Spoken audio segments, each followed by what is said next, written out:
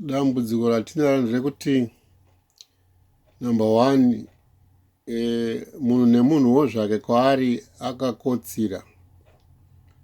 Zvinhu zviri kuchinja fast. Vanhu vari kuuya munyika vachiita zvavanoda, vachitiitira zvatofanira kuti tiite isusu tega. Makambani anobva kunze, mapolitician achiita zvaari kuda, vachitora mari, vachienda nayo kunze, vachitora maindastry vachiaita avo. Asi vanhu tichingotarisa bedzi, tichingoti maanalysis mumawhatsapp nemumafacebook. Tozoti but dambudziko big one ratinaro nderekuti as a people, we're not conscious. We are not operating at a conscious level. Consciousness meaning, are you aware of what matters? Are you aware of your state, your space, and your time? In other words, are you aware of the state of things? Are you aware of the environment around you? Are you aware of what is happening in your national space, in your province? With relation to the main thing, are we doing what helps us become who we want to become? What time is it? How much time is gone? 40 years is gone. What are we going to do in the next 40 years? Kuswera tiri kwa mambo tichiti ndiana achaita next mambo, ndiana achaita next mambo, kuminda kusina chiriko. Consciousness, my dear brothers. I have a very interesting writing here. It's kind of long, but it explains how thinking is a problem. We need to have a unity of thoughts from the youth. Anatsene ngamu, anamatutu, nana Popirai, Nzugisa Komana, it's all about Zimbabwe. It's all about the advancement of Zimbabwe. But you can't do it without your brothers from MDC, the youth. Get right together and build your estate. We are the architects of that estate, but you are the drivers, you are the leaders of it. You need to understand that. Comrade ningi havasina chinhu vavhakwas ukuku comrade mfana chamisa zvakaoma.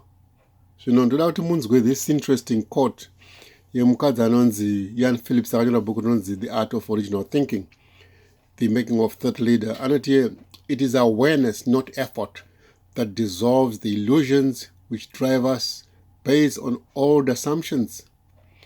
This is with any clear endeavor to original thinking. In being requires the highest, this is with any clear endeavor to original thinking. In being requires the highest state of alertness, a bridging of poles, the poles, ZANU and MDC, a show of fearlessness, and willingness to forfeit the known for the unknown. If I want politics, next election, if there need to be a bridging of poles from known to the unknown, the learned from the experienced. We need to move away from the experienced. It requires a trust deeper than the sea. But for what it asks for is letting go and unmooring from the safe harbor of certainty.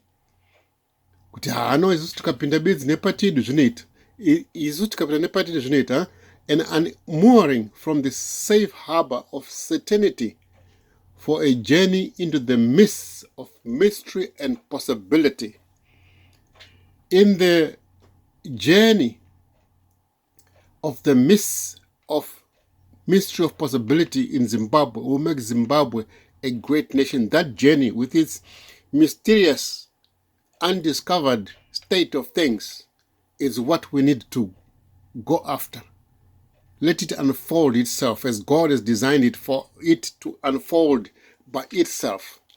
So it says it requires a trust deeper than the sea. We need radical collaboration. Take power into cooperation vafana ndezvenyitsi state. Mukada zvekutamba mutambiswa magame mahara nana chiwenga nana idea. Ibva ikoko. Zvemapatisana nazvezvo. Start a new thing together. And then walk it. It will unfold itself. So, but you need that deeper trust than the sea. For what is asked for is letting go. Kuti my MDC Amazon and I'm mooring from the safe harbor of certainty for a journey into the midst of the mystery. Now, the compass is not in the mind, but in the heart. And the journey takes us away from what was toward what can be. A one Zimbabwe, a great Zimbabwe, a leading nation in Africa, a leading nation in our transformation. People, like all forms of life, only change when something so disturbs them that they are forced to let go of their present beliefs.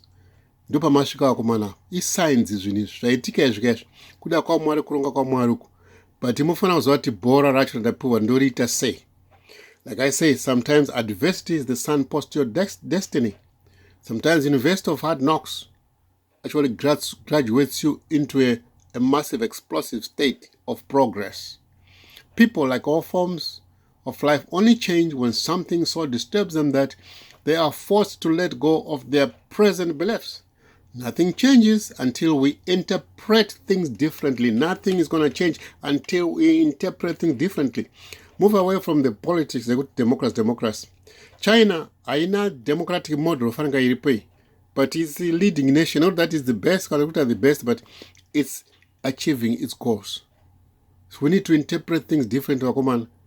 The politics is my idea. That thing, that cycle, you end to its end. We can think our own ideas. We don't have things like because zvedu zviri pfungwa dzakaendera kuma takaremara here brain dzakabviswa here isusu. You know, ninguyo magaiva akati anonzani Marcus Garvey akati look takangopawo brain neunderstanding zvaangofanira munhu vese. We got the same brains as anybody else. Understanding God don't give us short of that. So people, like all forms of life, only change when something so disturbs them that they are forced to let go of their present beliefs. Need to let go. You know, vanhu vari mumaokwenyu muri kunetseka imimi pamwe my business people nevanhu vechechi chinjai my beliefs akomana. Nothing changes until we interpret things differently. We need to interpret things in a better way, in another way, in a new way for our nation to move forward. The old system, the old thinking, the old psychology. You know, I'm sorry. Yeah, to drena manje aichachinja manje. Amatingaita say na I'm sorry.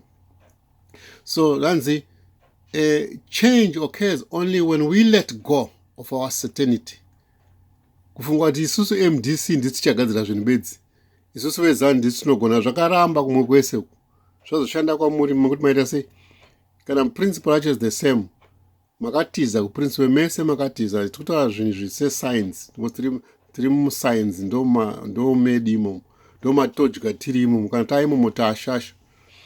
Tina Muhammad Ali aizvozvo. Zvakateerera vakuma tifambe pamwe chete tibatsirane tivake Zimbabwe itsva nemafungiro matsva tiite let go. But organizations are like living things, like evolving organisms. They only thrive when they adapt to their changing environment. The environment is changing. Zvakatarwa naTsenge anzani kompana na Tsenegamu kuti vakomana muzvamburambara zvinhu zviri kuchinja kunzoko kwemimi muchiwana madonha imi. You know, vana are very smart. Mese vafana muri kuMDC munogona mese chado kuti muzana kuti hamusi my enemy. We are the same people. Iyi model yakakubvisa iki. Chinhu chinokukanganisa imimi chinokubvarurai chakaipa chinhu ichocho. Ngatibata nevafana vangu. Tokupai signs dziripo dzakazara signs idzodzo dzekuronga zvinhu. Kungopinda muZimbabwe 90 days. Tatochinja taane zvinhu zvacho zvinodiwa zvese. So when you have a vision, it's as if the mind is endowed with special powers to protect that vision. when you have a vision, it's as if, when you have a vision, you start walking, zvinhu zvese zvamuda zvese zvinotanga kufamba nemi, zvosangana nemi pazvakarongwa nani naMwari. Ndo sign dzacho, pachodiwa kufamba. But kungofamba, hakuna kungofamba bedzi wamuka famba kuenda kumarukova kukova kunogeza usina tauro. Unotoda kuziva kuti uri kuenda kupi, waane sure. Zvamafanira kuti iwe ndiri kuenda kwakati vanhu vanoti all my rebels, but kwangu ndiri kuenda bedzi vanokupa mari here hakupeka. Zvingawande zvazvo vakomana, but ndo pane nyaya papa kuti we need to let go. We need to go, we need to follow this journey of this mystery of the transformation of Zimbabwe. It's not about ED. It's your journey. It's not about Chamisa. It's about your estate, which you got to build, which will give you. This next space is yours. Take it from us. Don't allow us to hold it from you. Take it. It's science. You're allowed to create a revolution, in other words, to let go, or courage to let go of these old things and adapt the new ones that work. It's a science. Kana zvaramba, it's your thing. Take your thing. Ndo patiri wafana. Toda kuti muungane. Hakuna imwe nzira futi kuti mukatadza kuungana zvinhu hazvifambi. Unganai first muite one. Support yese. No, muZimbabwe wese ari kunze neari mukati anobva aita tool yenyu mimi. We are your tools. We are your power. It's free of charge. Right? You organize yourself. If you have caution and a little organization, you will succeed. There's no fundamental change without a certain level of madness. And this time is the courage to walk away from the things that do not work and adopt the new ones. You need to then invent the future. The clarity of today is as a result of the madmen of yesterday. I need to then invent the future. I want to be that madman, Sankara. Our children can learn from the history of the past, but we need to be the actors of the future. If there's something that can cause a layman to speak in these times of alarming economic difficulties, it is the confusion of the opinions of the experts. Vanana ninga speaker emu president nana mtuli nguba nana manguja ne amwe wakadaro kuto nana anzana niki mangwana nana zvaramba akomana zvinizvi mungatora zvamuri kuda yangu edu manje nevapfana vangu